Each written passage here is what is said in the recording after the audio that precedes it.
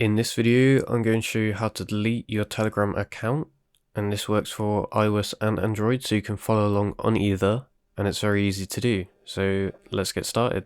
So first things first, what you need to do is, of course, open up your Telegram app, and you should be brought to the chats page that looks just like this. Next, what we want to do is, if you're on Android, you need to tap on the three lines at the top left of the screen and scroll down the list that pops up, and then find Telegram FAQ and press on that. But if you're on iOS like me, we need to tap on the settings at the bottom right of the screen here and scroll all the way down and tap on Telegram FAQ, which is located just here.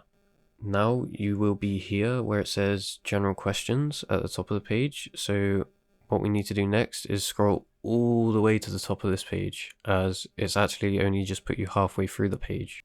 And as you do this, you'll see all of these sections here. So what we need to do is find the section called your account, and when you get here, you'll see underneath it says delete your Telegram account in blue.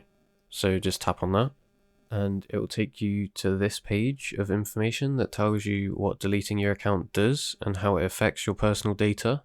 But anyway, you can read that if you want to, but to continue on, we need to press the activation page, which is in blue on the second line down in the first paragraph. So now it will redirect you to this page here called delete account and manage apps. And what we need to do next is enter your phone number that you set Telegram up with.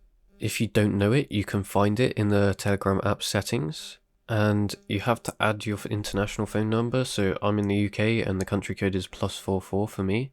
Once you have entered your phone number, what you can do next is press on next just below in blue, and now it will send a confirmation code to your phone number you entered.